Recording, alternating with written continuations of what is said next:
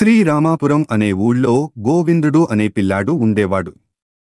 ఓ రోజు గోవిందుడిని వాళ్ళ నాన్న పిలిచి పక్క ఊరిలో ఉండే తన స్నేహితుడి ఇంటికి వెళ్ళమని, అతడో చిన్న పెట్టి ఇస్తాడని దాన్ని తీసుకురావాలని చెప్పాడు. దాంతో గోవిందుడు తండ్రి చెప్పిన గుర్తుల ప్రకారం స్నేహితుడి ఇంటికి వెళ్ళాడు. ఆయన కొన్ని వస్తువులున్న పెట్టెను గోవిందుడి చేతికి ఇస్తూ, దార్లో దొంగలు ఉంటారు, ఇంటికి జాగ్రత్తగా తీసుకెళ్ళు అని చెప్పాడు.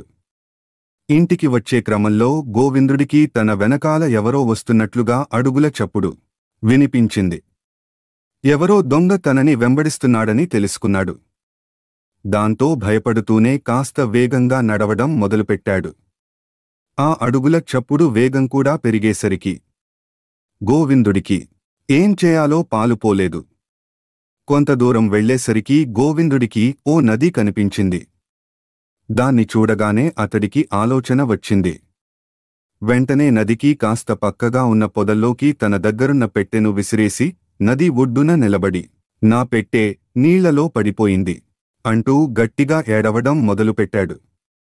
గోవిందుడి వెనకాలే వస్తున్న దొంగ ఎలాగైనా ఆ పెట్టెను తీసుకోవాలనే ఉద్దేశంతో తాను తీసిస్తానంటూ నదిలోకి దూకి వెతకడం ప్రారంభించాడు. అదే అదను అనుకున్న గోవిందు పొదల్లోకి విసిరిన పెట్టెను తీసుకుని గబగబా నుంచి వెళ్ళిపోయాడు.